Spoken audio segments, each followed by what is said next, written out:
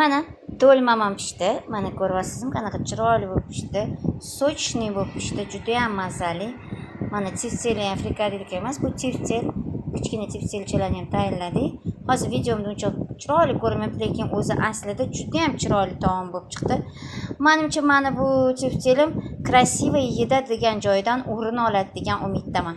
Aytgancha, ani men boya pishirganimda ko'rgan plitalar bor, sizlar ham o'sha plitadan xarid qilinglar.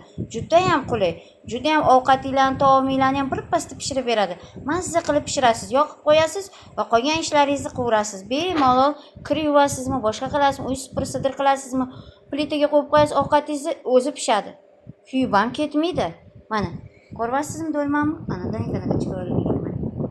Menimcha bu ovqatim chiroyli yeda degan joydan o'rin oladi degan umiddaman.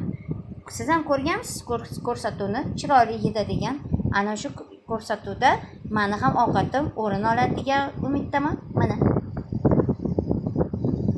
biram chiroyli bo'lib pishdi do'lmalarim.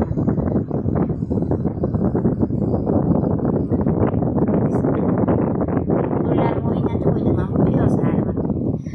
Piyoz juda ham mazali bo'ladi. Ayniqsa suvda pishganda o'sha do'lmani tagida pishgan piyoz juda ham mazali bo'ladi. Mazza qilib yeysiz.